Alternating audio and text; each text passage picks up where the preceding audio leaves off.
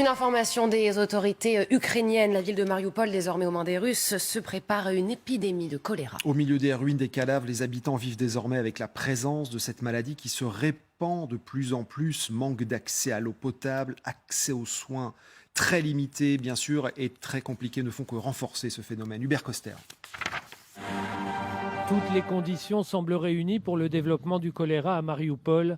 La bactérie cause des déshydratations massives entraînant la mort en quelques jours.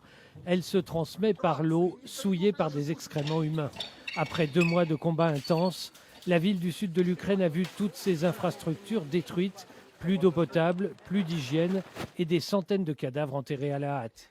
Donc tous ces éléments favorisent donc la transmission de la bactérie par voie fécalo-orale ou par voie orale avec des aliments ou de l'eau souillée.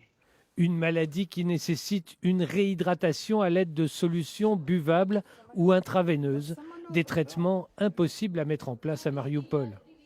C'est une situation qui peut devenir très très vite catastrophique, comme on en a déjà connu dans d'autres pays qui n'étaient pas forcément en conditions de guerre. Et là, les conditions sont encore plus graves, qui peuvent donc favoriser cette épidémie.